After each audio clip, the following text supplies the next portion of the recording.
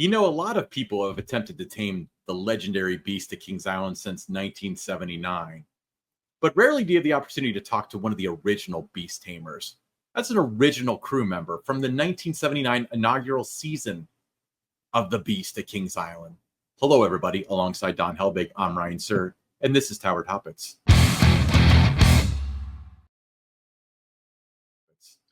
Tower Topics. It's a podcast by Kings Island fans for Kings Island fans because that's who we are and that's who we care about. It's available wherever you get your podcast and on YouTube. Let's start this off by thanking our Prestige members. Let's give a shout out to Miss Mandy, 1983, Lil Mac, 21, Brian Hauser, 330T, Logan Lipper, Aaron Bort, Jacob Fix, Damon Barnes, Dakota Cole, Eric Grau, Dustin Jackson, Songstress Miku, Lack Ray, Galaxy B-Boy, Medic 302, Eastern Coaster Guys and Girls, Justin Y, and Mike Garrett. Thank you guys so much for supporting Tower Topics at the highest level. That's the Prestige level. If you want to be involved in Tower Topics, there's a link in the description. Members get early access to the videos, exclusive content, exclusive live streams, and some tiers can even get some free stuff. So hit that link if you're on board. Don, let's talk about an original beast tamer, Barry Hutzel. What do you remember about him? I remember him being part of the original crew. I remember him checking my lap bar the first time I rode the beast, which was August 2nd, 1979. I remember, the name tag Barry as he's going down, checking everybody's lap bar. But, back in those days, the crew was, very engaged, with part guests and that, and very excited to be part of the ride and, for all the right reasons, based on what it was and everything. So, yeah, I definitely remember Barry. Well, let's just hope you're telling the truth, because Barry is here to fact check that and to share some other stories about the Beast from 1979. Welcome to the show, Barry. Hey, guys. Awesome. Thanks for having me.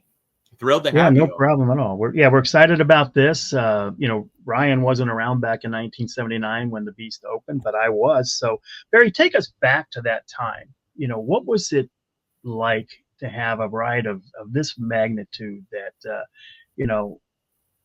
changed the world? Well, at least the roller coaster world. It changed. It was the biggest, the baddest, the longest. Everybody was talking about it. People were coming from all over the world just to ride it. So take us back to that time. Well, it was very exciting. I have to say, I was feeling very lucky to be part of the beginning of it, and I was there the day, the very first day. It was nice and rainy, and all the dignitaries on the unloading platform, and I kind of, I don't know, I wouldn't say it blacked out, but it was just one of those things where you're like, oh wow, I'm part of something a little bit bigger than I thought I was, and I was feeling pretty fortunate, that I was in this mix of people, because I was a rookie, and it was not. I don't think that was normal back then. So how did you land on the crew to begin with? Well, that's one of the tales. Friend of mine and I from Reading. I'm originally from Reading, and we decided we were going to go up and apply. They had a cattle call for people, and so we went up and pretty much applied at the exact same time. And you would think maybe just both of us would be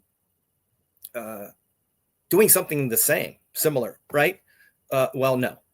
He got a litter getter job, and I got the call that I was going to be on the Beast. And I was shocked. I sat down, I was on my stairs, and I sat down, I go, oh, okay, great, thank you. and I guess in a matter of a week or so, I was there, and it was a shock. Again, I'm standing around people that were my crew members and ultimately have become friends, and they were all pretty much managers of other rides from previous years. And I'm thinking, how the heck did I land this job? I mean, this is just super lucky roll of the dice. And I know I've said this to you, Don. I feel like I Forrest Gumped myself into this situation, because it was like, how do I get this? And why am I not a games person, or working for pizza, that was the thing. So yeah, there I was amongst giants. So Barry, as Don mentioned, I wasn't alive yet in 1979, so I've actually never known a world without the Beast. And I've always heard from people that your generation takes the Beast for granted, but you have no idea how big of a deal it was when the Beast was first unleashed in 1979. Can you talk about the buzz that surrounded the Beast opening and how people reacted when you told them that you're going to be on the inaugural crew for the Beast? Yeah, I wasn't even saying I was on the inaugural crew. I was just saying, hey, I'm going to work on the Beast. Mm-hmm. And yeah, they give me that look like, yeah, sure, right. It was an amazing buzz. And it was one of those things where I think I didn't feel the gravity at all until probably a few weeks in.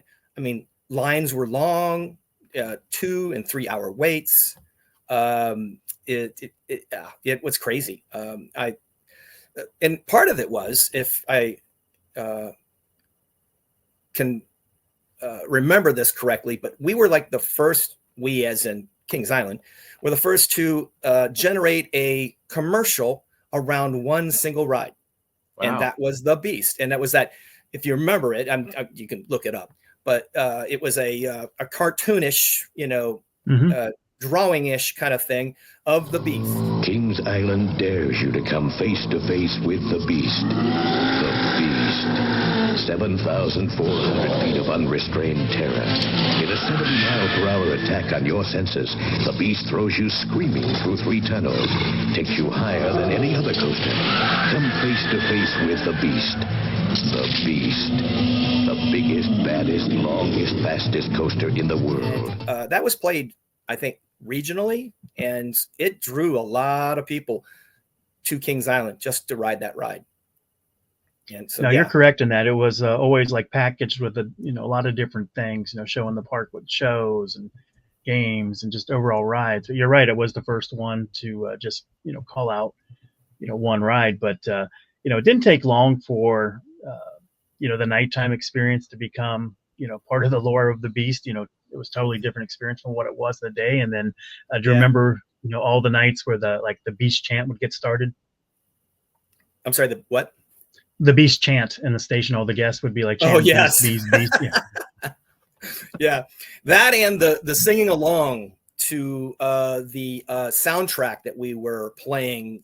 We had a reel-to-reel in our storage box, and it was made up by the TAP, the attractions people. And anytime a specific song came on, and the crowd would go nuts, and they would start singing along to whatever it was, Bad Company's Rock and Roll Fantasy. That was one that would just get everybody, hyped up. So yeah, we'd be dancing. Yeah, I remember. Before my first ever ride, I remember distinctly right before the queue gates opened to get in. It was Anita Ward with "Ring My Bell." They had a nice range of music. They were being very conscientious to a wide range of who was going to be, attending. Obviously not cartoon stuff, but yeah, no, they were, modern stuff through, I don't know, contemporary, stuff.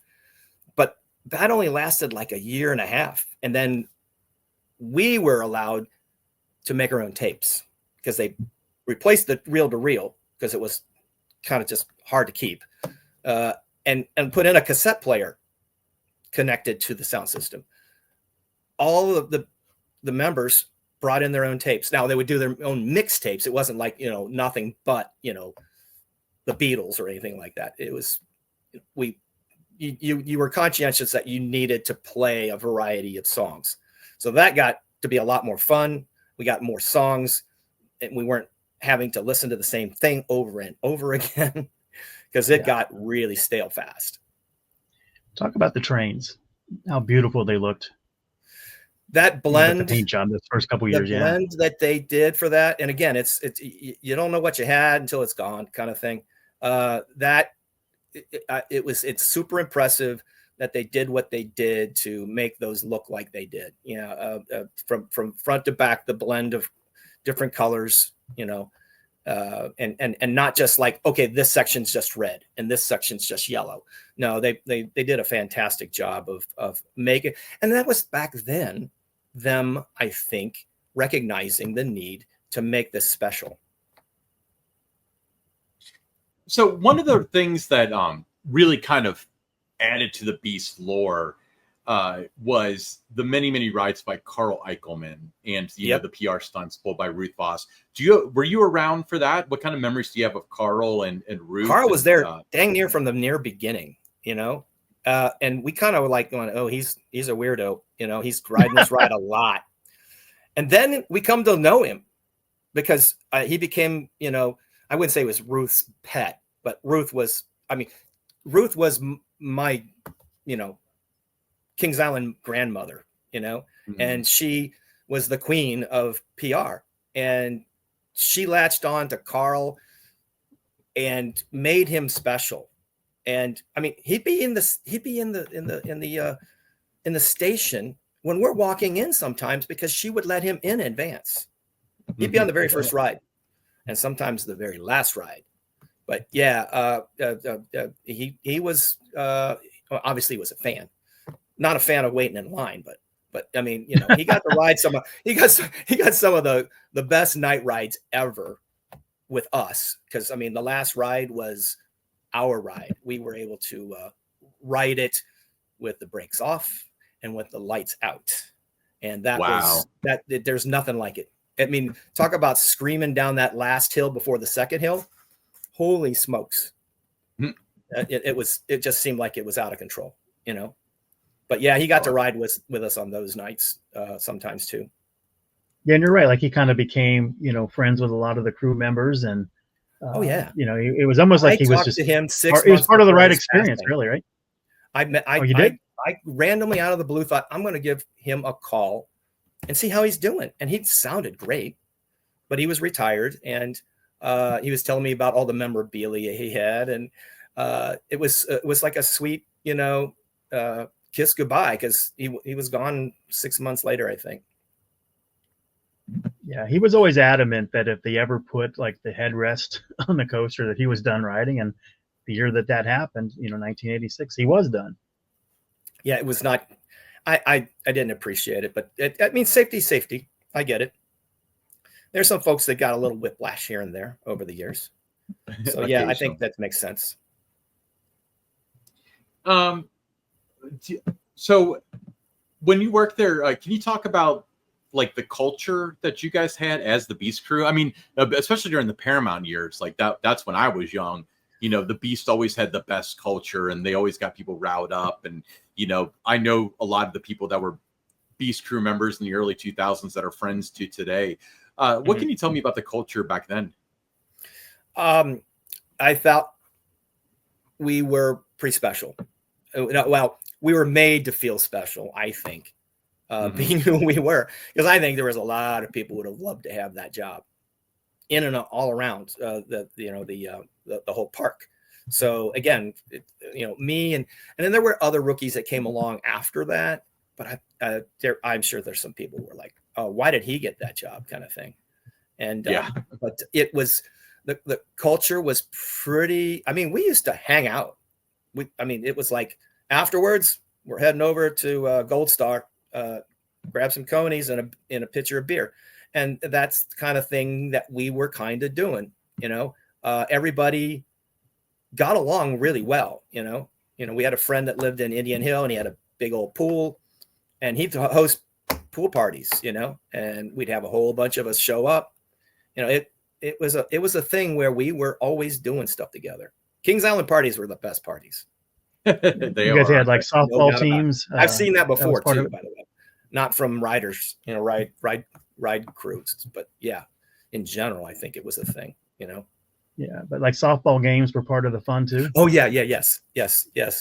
We would be up at, I don't know, what time we had to be there. I'm forgetting when it was, but we'd have to be up at a baseball diamond in Mason, playing softball against other softball teams that were created by other entities in the park.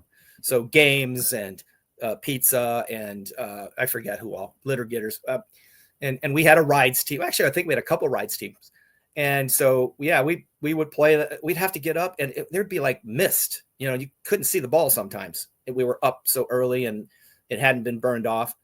And then we'd have to turn around and come right back. And thank God they had showers and, you know, we get ourselves all cleaned up and, you know, put on our makeup and whatever and be on our way. But yeah, that was part of it too. I mean, we just hung out a lot together. It was what I said to you, Don, it's the most fun I've ever had making the least amount of money. And that's how I felt. What was it back then? It was like, was it like $2.85? It wasn't, it wasn't even minimum wage to start. But if you stayed throughout the season and worked into postseason, then you got a raise and a bonus. And the raise and the bonus got you the minimum wage. So, you know, we didn't make a lot of money doing what we were doing. So no, but back then too, the crew had you know, additional responsibilities. You had to put the trains on and off the track every day. Yep. Yes. Every morning, every night, we had to put them away. And that was you know, part of the ritual. Oh yeah, there you go. There's Rick Matre. Yeah. And, you know, we're switching tracks there at the beginning of the day. That was the start of the day, you know, and we were able to, you know, manage that pretty well.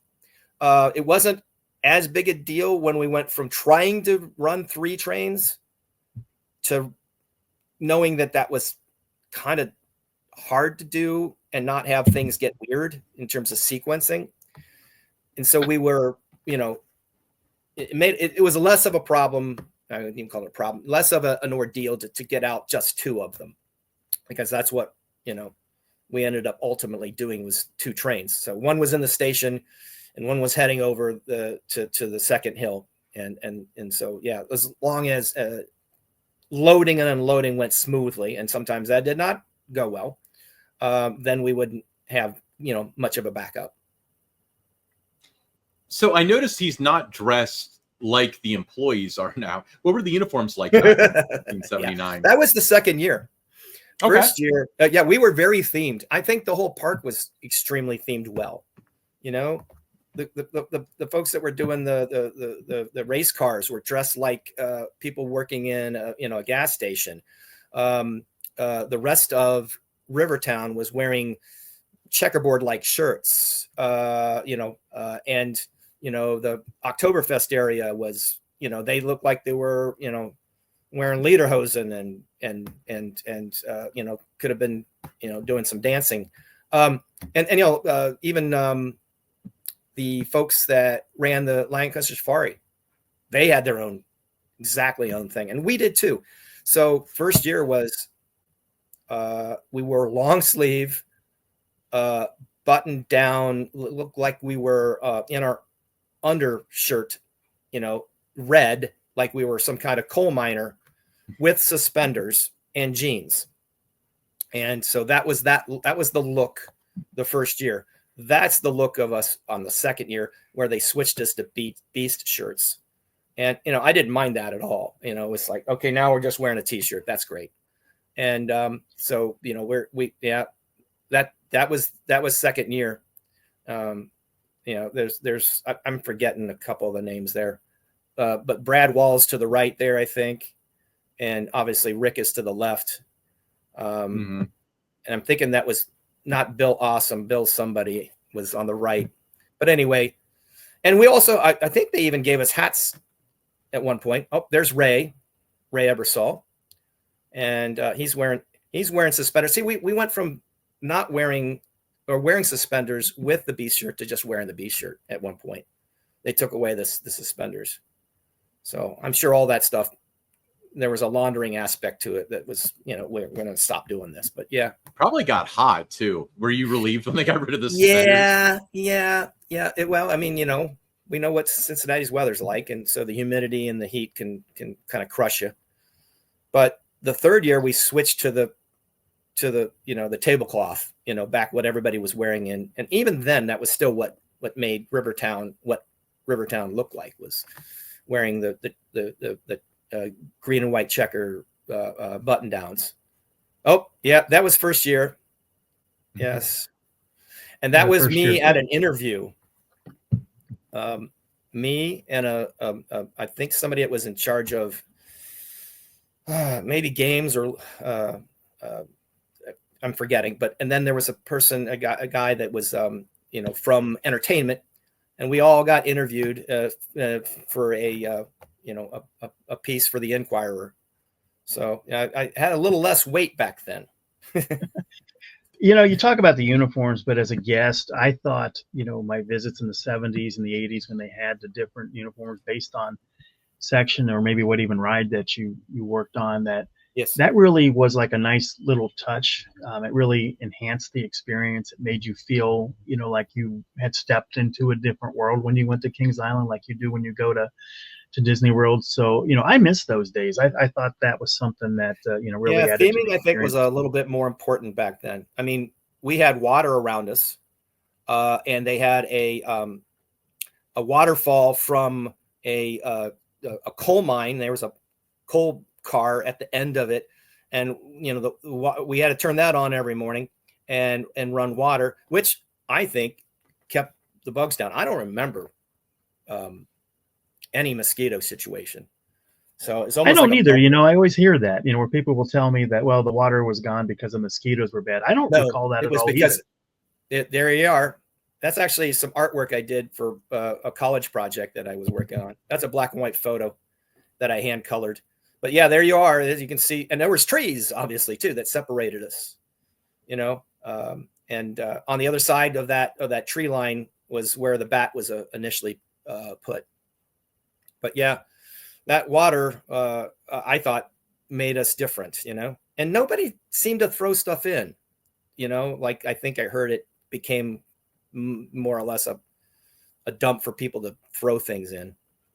Yeah, in the later years it did, as it got closer to like 1985, 86, the last couple of years for it. But, Ryan touched on it earlier. He talked about culture on the Beast Crew and that, but also, throughout the park, it seemed like there was an emphasis to work with all the associates that, the mindset, that you were supposed to treat somebody, the first time, how you were with them, that same question, the 1,000th time you heard that question. Exactly. Yeah.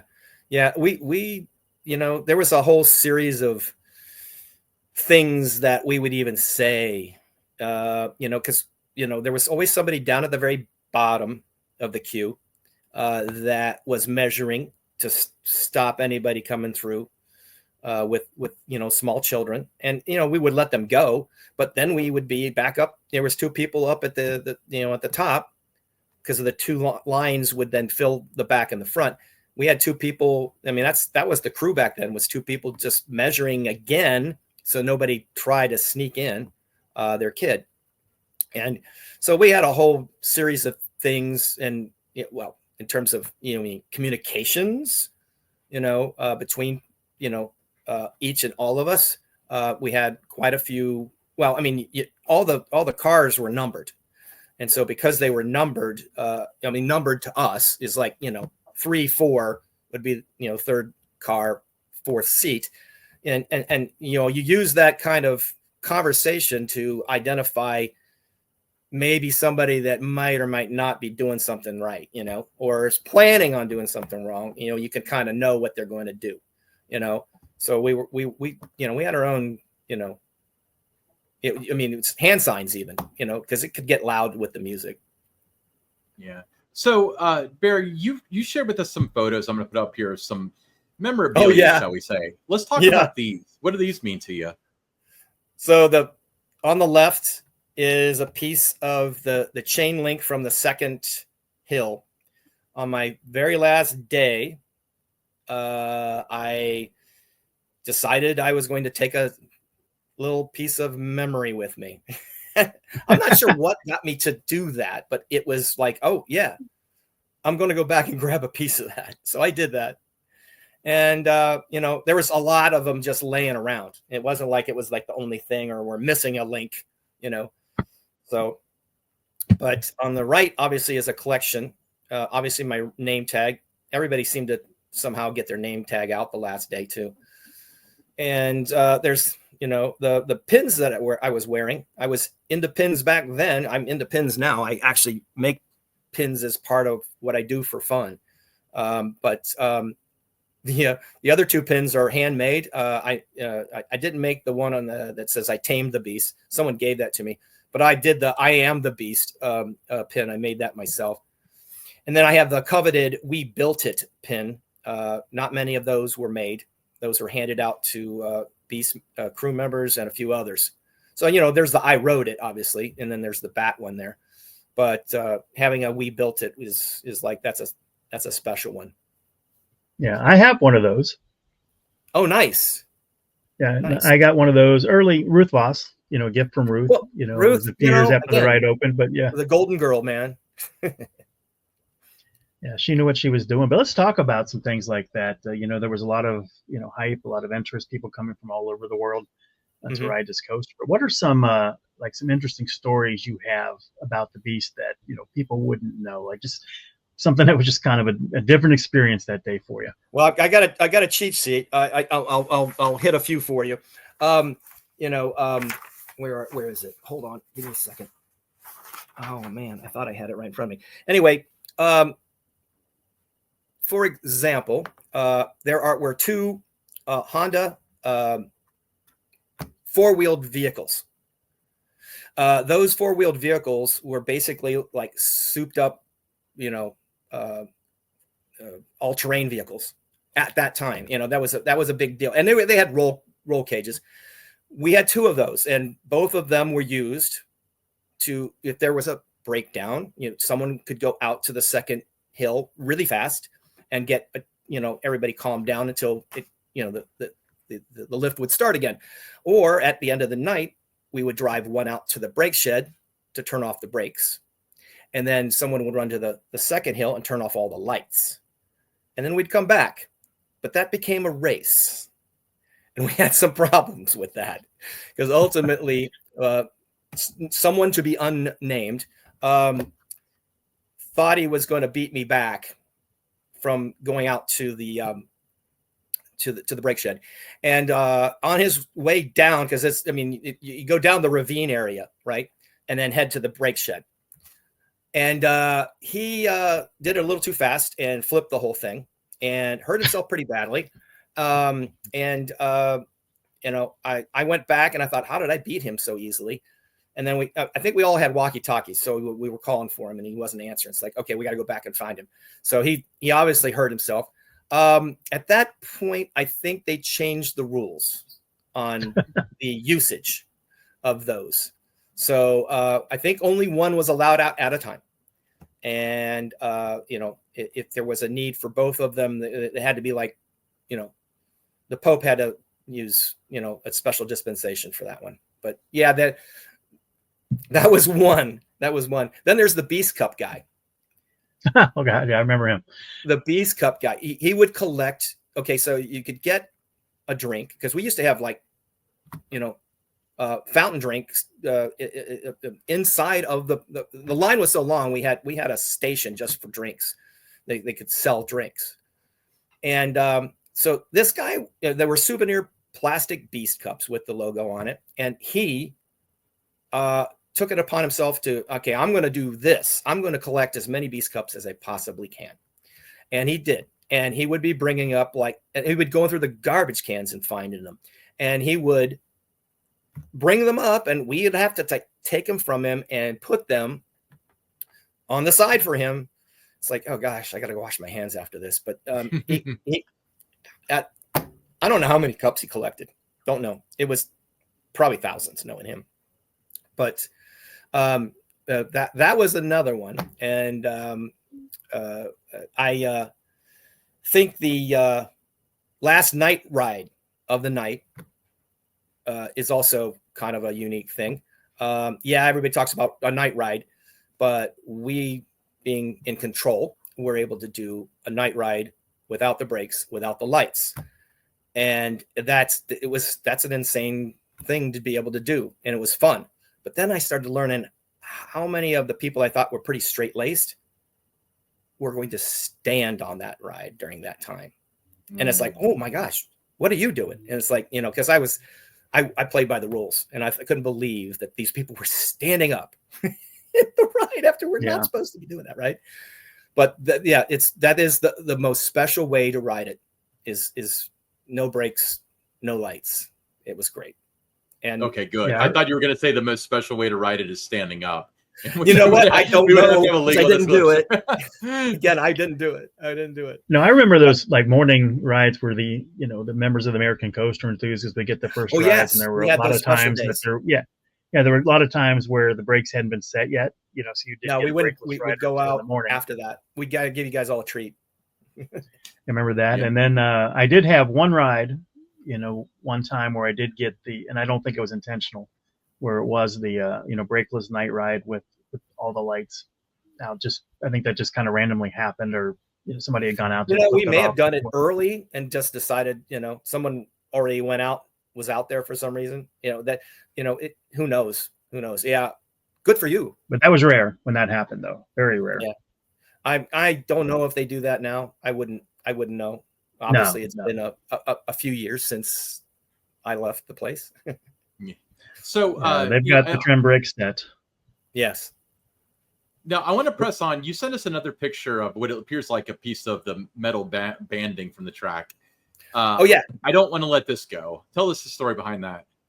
Well, my friend Brad Wall, who was not one of the original Beast members, decided he wanted to create a commemorative thing to put in the control room, and he put together this piece of track, and it's got all our names on it from the original Beast crew. So there's Mark Linsky and Marilyn. I can't read her name right now, but she married oh gosh, give me a second. Rick Matre, who's the third one on the left. So Marilyn and Rick are married together. Sue Welsh and Ray Ebersol, and everybody's there. And then someone decided they were going to put their name on it in the middle. That was just dumb as heck. But it's still there. I went back when we went there. My last time I'd been there, it was 2018, and they wouldn't let me in the room, even though I told them who I was and what my background was. No, I was not allowed in the control room, which I can understand. But on the other hand, they would, take the picture for me. So I gave them my phone, and they took that picture for me. Now, the funny thing about Brad will sneak things. His name is on the bottom edge of the piece of track. So yeah, that's again another treasure of what's going on with the lore of the original Beast crew. Incredible. How often do you keep in touch with some of the original crew members? I talked with, Brad's not original. He was the second year. I just talked to him the other night because he works at Universal now. Surprise. So he and I converse about things all the time. I communicate via Facebook with people like Ray and Marilyn. Not so much Rick, but Marilyn, I think, tells Rick what's going on, I guess. I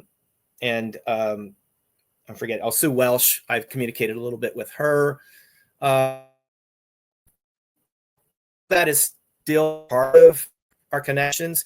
I've also connections that were like on the keel boats, or what, there's folks that were friends of ours that we still communicate or communicate to each other on, posts that we make on Facebook.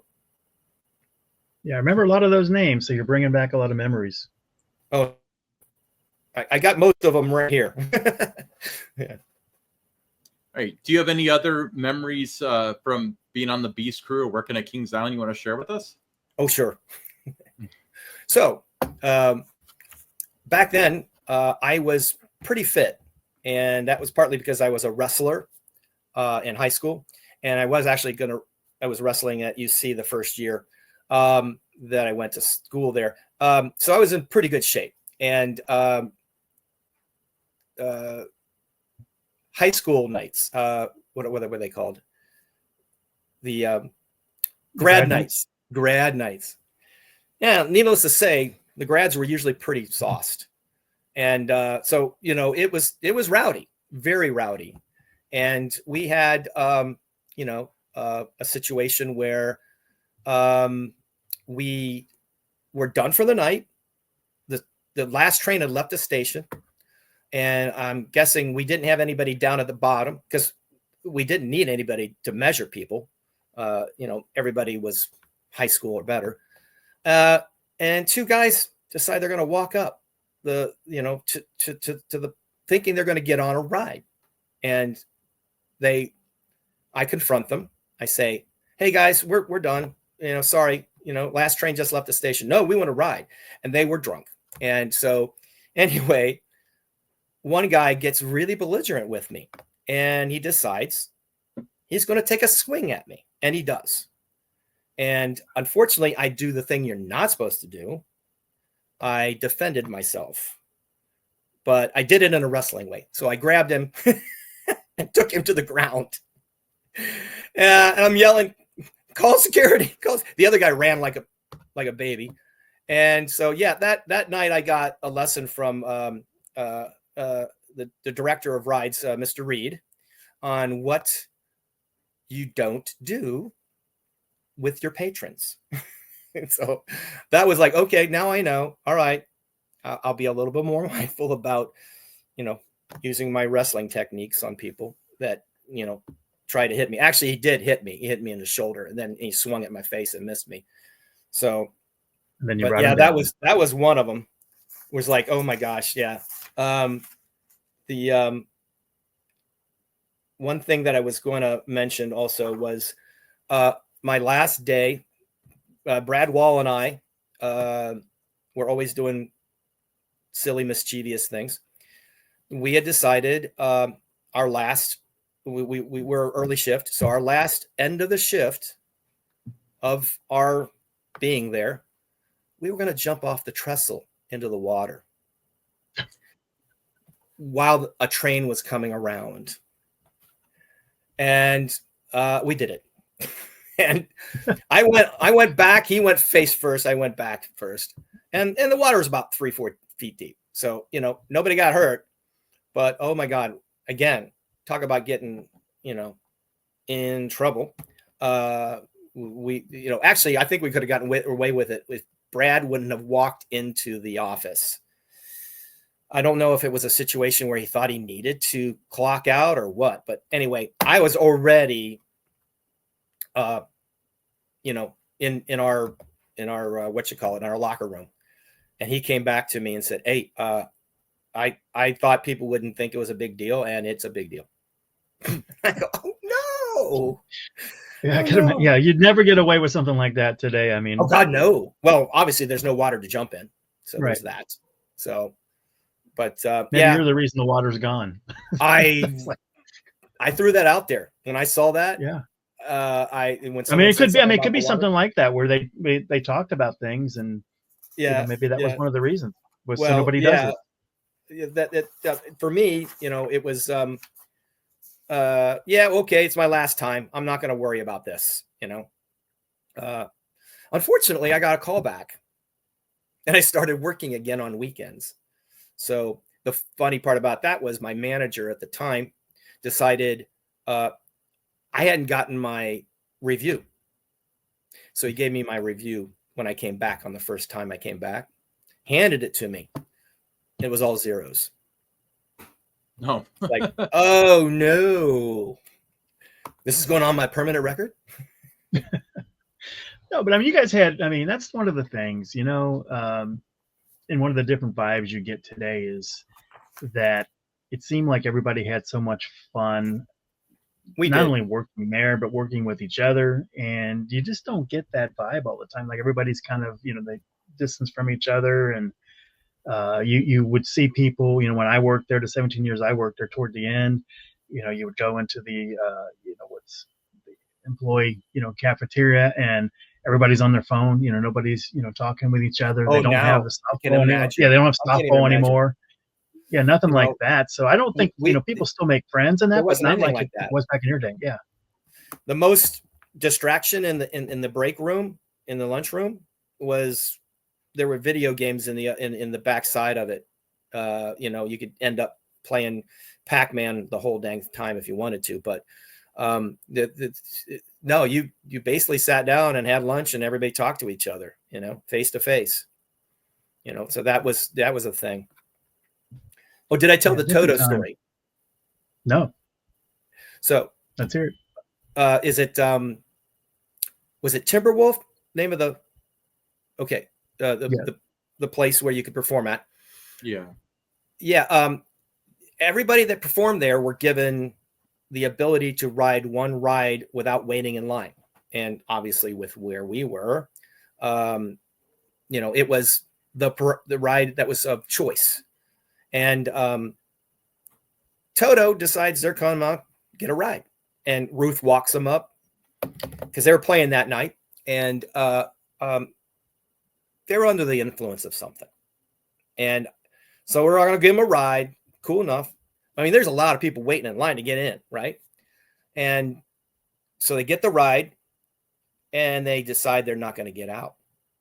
Mm-hmm. And I'm going, Ruth, but no, they're going to get another ride. Okay, fine. They got 3 rides in a row, and Ruth wouldn't let them. It wouldn't enforce it because she wanted them to be happy, and she's that type of person. She was a pleaser, right. So but they Toto was off my list at that point. I don't care about Africa. Yeah, I remember when they were, they would get their rides on the Beast, and there was one time that James Taylor was performing there, and Ruth brought him back, and he was like queued up, right where I was, and he was just asking. He said, "So you going to the concert tonight?" And I didn't know, didn't recognize. Oh, I said, no, I'm not going to pay. Oh no, I said I'm not going to pay $9.95 to see James Taylor. Well, back then, and Ruth looks at me and she's like, "You're joking, right?" And I'm like, "What?" And she goes, "That's James Taylor." Oh, sorry. He could have given you a free ticket. I'm just saying. Barry, how long did you work at the park, and what are you up to now? So 79 and 80, 81, 82. Okay. And then 82 was sort of off and on because I was co-oping in town, gave me the ability to do like weekends. And so I was sort of there. I was a utility person, but more often than not, I was ending up at the Beast. And then 84, I wasn't working in the park, but I was working for Taft Attractions. I don't know if you remember Taft Attractions. They were the entity that would create signage and layouts of the park. And they had a big hand in designing rides specifically for the park. And they also had an entertainment section where all of the staging or stages were created and all. So anyway, I was working for them in my last co-op at the University of Cincinnati.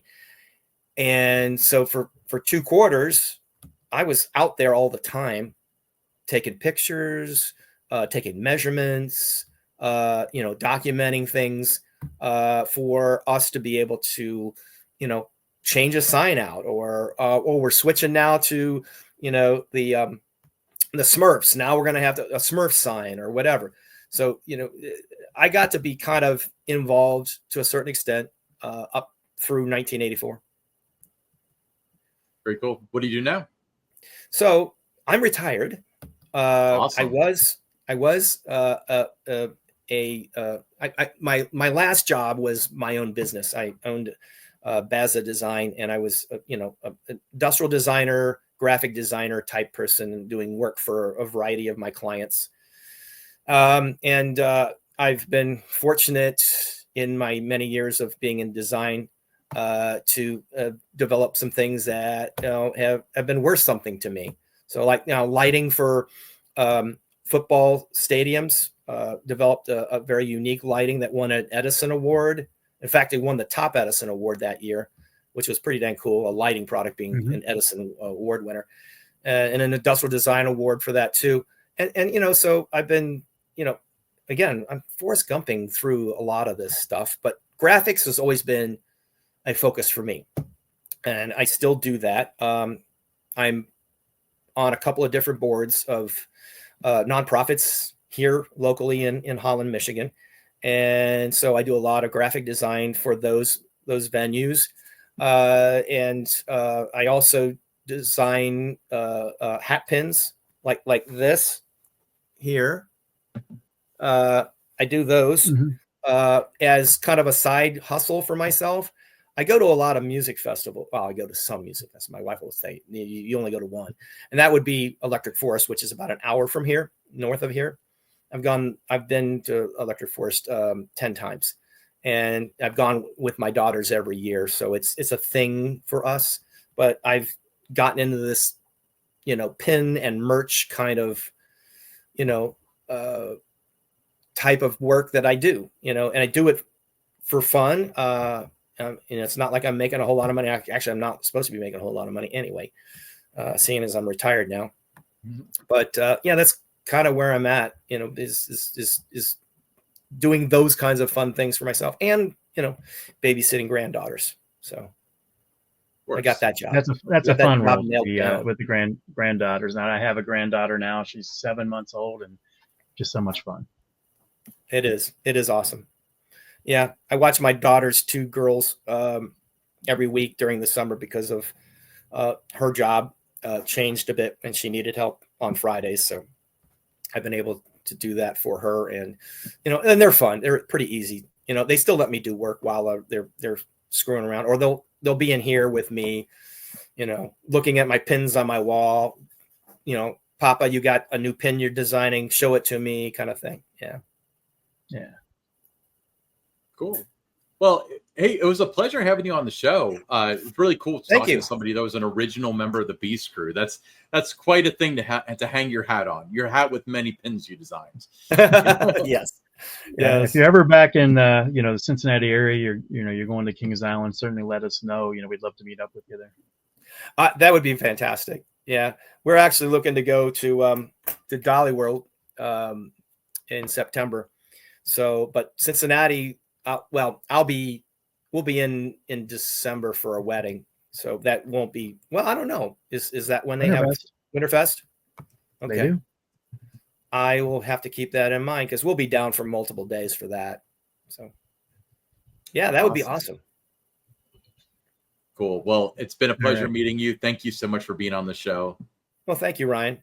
Thank you. Thank you, Don. Weekend was a lot of memories. Right. Yes. Appreciate it. Well, we appreciate Barry being on the show, but we'll be right back with the listener questions. All right. First up, we have a voicemail. Let's see what we got here. Hey, Don and Ryan, this is Alan from Northern Kentucky. I love the show. Thank you guys so much for all you do. I was wondering if you all would be willing to share a little bit about the history of Swan Lake, I think is what it has been called, at least, there in Rivertown, now where the Diamondback splashdown is. I started going to the park in the 90s, and I remember that lake, walking by there. Back then, I remember back next to the restaurant there that's on the other side of the lake, there used to be kind of like a little wooded area you could walk back, almost like a picnic area. And in some of the earlier park pictures, I think I've seen a bridge that was, I don't know if it went across that lake or was nearby. I just love to hear some of the history of that lake there. So thank you guys so much for all you do. Have a great day. Bye. So history of Swan Lake. Yeah, his memory is pretty good. Swan Lake, that was one of the, especially when the park first opened, one of the most beautiful areas of the park. Looked great. He's right about there was a bridge that would go across that you could kind of cut through. And, I love that area of the park. So that was one of the things with Diamondback coming in, that, the park was going to lose that. And, part of the charm, of Rivertown, as you went around the bend, you go past the La Roses there and you're going toward the Beast, or back then it was, Kenton's Keelboat Canal, but just that water element there, it was really good. And the setting was, like you said, it was kind of a wooded area, almost like a little picnic kind of area. It was, behind the building of the restaurant, which was Columbia Palace when the park first opened back then. And, just one of the most beautiful and picturesque, places in the park back in the day. Yeah, I think my best memory of, he's talking about Swan Lake particularly. So to me, Swan Lake, as he mentioned, is kind of like where the splash zone is for Diamondback. But the illumination show from Winterfest 2005. Yes. I remember. Oh, that was spectacular. I remember thinking that was like the most like incredible thing ever. Like, little did I know that that's nothing compared to what we'll be able to do here, 20 years later. But I remember that being my favorite part of Winterfest was that. It was mine too that year, and in the earlier years, the first run of Winterfest, as it expanded and got beyond, International Street and around the tower, and that, that became more incorporated into it. But, little things like that, with water and, really just adds to the charm of amusement and theme parks. And, a lot of that gets taken out for new attractions, and it becomes a lot of concrete and that around it. And it's just not the same vibe that, was there in the early years of the park. Agreed. Next question, Brian from Whereabouts Unknown. He said, "Hey guys, I was listening to the most recent episodes where you're talking about the possible IP change from Peanuts to Looney Tunes.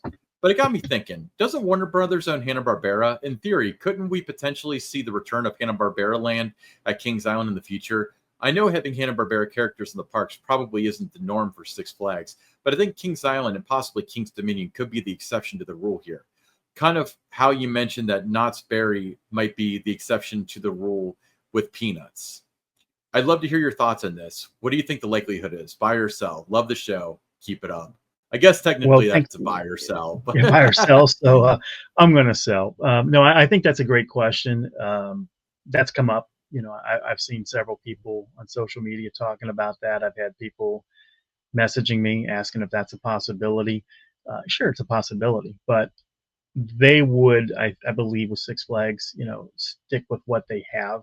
And, they already have the characters, they already have merchandise, they already have names of rides they could put, on the current Peanuts ride. So I think it would be Looney Tunes. I don't think Hanna-Barbera would come back in that respect in terms of being a full area. I think they'd want to be consistent across parks, with the lone exception being Knott's. So I did look into this very, very high level, but Looney Tunes originated with Warner Brothers in the 1930s, but Hanna-Barbera joined the party with the Turner-Time Warner merger of 96. So right. Technically they're under the same umbrella. What I don't know legally, and I'm not a lawyer, is does Six Flags have the rights to all of the Time Warner stuff, or do they have just Warner Brothers? Because I feel like if they wanted to use Hanna-Barbera, they'd have to pay extra, which they're not going to do. I think there would be an extra charge too, with that. But I think, Looney Tunes is what it would be if they do not renew the Peanuts contract, which I feel is likely. Yeah. And if you had to choose between the two, I know that you, Don, probably have a little bit more nostalgia for the Hanna-Barbera stuff. But for me, if I had the lesser of two evils for me is Looney Tunes, because at least I'm familiar with the characters. I think I grew up with them. I think they're fun characters. I think that it would look vibrant in the kids area with Looney Tunes. So, if that happens, I'm not going to be disappointed. I would be excited to go back to the park next year and see what it looks like. Next question. This one's for you, Don. Matt from Beaver Creek, Ohio. He said, "You mentioned recently you had maps of Idora Park. My parents grew up in Youngstown and mentioned fond memories of the park and of the Wildcat. My uncle even worked there a couple of years. Do you have any fond memories you can share about Idora Park?" For me, it's the first thing that comes to mind is the Wildcat roller coaster. was on my first ever roller coaster trip that I made, out of the greater Cincinnati area, which was Swordsville Lake, Fantasy Farm, Kings Island, Coney Island. So it was on my first coaster trip, which included, Kennywood, Jaga Lake. But the Wildcat roller coaster, I mean, you knew you were on a roller coaster. I mean, that was maybe the most wicked coaster I've ever been on. You would almost get bucked out of your seat. It was wild. So the name Wildcat was appropriate for it. A lot of old school charm, so, you think, maybe a little bit of Kennywood, a little bit of Jaga Lake, a little bit of Waldemere. All that was kind of, what you saw with this park. And it was also very much, you could tell, the feel was very much like a community, kind of pride thing. A lot of people grew up going there. A lot of people worked there. So it was a big piece of, Youngstown, something that they were all proud of, that was their park and it was in their, their city. So that was my memories of it. But mostly the Wildcat. I mean, it was, 1982, when I made that trip, and those rides are still, memorable to me. I mean, it was like yesterday. That's how good that ride was, that you remember it this many years later. Cameron from Cincinnati said, "Hi, Ryan and Don. I saw your recent video where you mentioned the kids area possibly being rethemed. Do you think there will be rethemes to rides throughout the rest of the park? Example, renaming the rides to DC theme. As for revenue, I think they should bring back dollar days like they had in the past for ice cream. Maybe have it more often than they have in the past." Let's start with the end, dollar days. I loved those days. I would have to be out in the park working those days, oftentimes either making pizza at one of the La Rosa's locations, which I loved doing that. I loved going in and helping out and making pizza. Also, there were times where, years where it was around the Eiffel Tower with cooking the hot dogs. And there was a day that, well over 1,000 hot dogs that I personally grilled. I got a lot of them, rolled off the grill and ended up on the ground and, got thrown out. So I probably lost about 1,000 of them too, but that was a fun day for me. And I knew the guests really, enjoyed those days. It was a reason to come, to the park. And I wish they still, had those today. I think the problem they would have trying to do it to the level that they did before, unless they just wanted to work it out of a stand like Blue Ice Cream, would be, the number of people available to grill the hot dogs and do those, make the pizzas and that. So they just don't have the staffing with the full-time staff. A lot of that's been cut, since the merger. So just the number of available bodies, wouldn't be in place to do that. The other thing about DC, I think it would be limited to more one area. I keep looking at Action Zone as a candidate for a retheme in a few years. So I think that's one of the first things that you would see once, the reset is kind of done, maybe a little bit before that, because they could just, rename some things real quick. But I think that's the next area of the park that's going to get, a pretty big makeover, and not just the name only. So to me, it would be Action Zone is where that would be limited to. I don't think you would see Orion get renamed, the Racer, Mystic Timbers, anything like that. I think it would all be in the Action Zone area. I agree. I'm eyeing Action Zone too. I would say that it would probably be, think of it like Cedar Fair with the pavers. They didn't just put pavers in. They put pavers in whenever there was like a new ride. They spruced up the area before Grandma came. So I think like if they do like remove Congo, remove Vertigo, that sort of stuff, they put like a new ride in the front, that will probably have like a DC themed, and that's when they'll take the opportunity to retheme the whole area. I don't see them just willy-nilly doing it because I don't think there's any money in it at this point. But what you probably will see is the DC characters making appearances possibly, and you probably see DC merchandise starting as early as this year. We've already seen basketballs, the Superman basketballs. Okay, to be fair, we've had Batman and Superman basketballs for years. I think that's but you're starting to see a little bit more of it. But no, there is merchandise. I can tell you there is merchandise on property that hasn't, as of this recording, has not been pulled out yet. All right. If you've got your own questions, send them to hosts@towertopics.com. That's hosts@towertopics.com. Send your name, city you're from, as well as your question. Hopefully we'll feature on the air. You want to do something a little different? You can send us a text or a voicemail to 513-399-7538. That's 513-399-7538. If you send us a text, we'll read it just like we did the last couple of questions. If you leave us a voicemail, hopefully we'll play it on the air like we did at the top of the show. Don, tell me about the t-shirts. Tower Topics t-shirts. They are available in a wicked green color, any size that you need. If you are interested in one, $22, include shipping. Send us an email and put in the subject line Tower Topics t-shirt. Include your name, your address, what size you need. We'll send you the QR code. Once the transaction goes through, we'll get that shirt made, out the door, and in your hands. The email address is host@towertopics.com if you want one of those t-shirts. And we hope you do.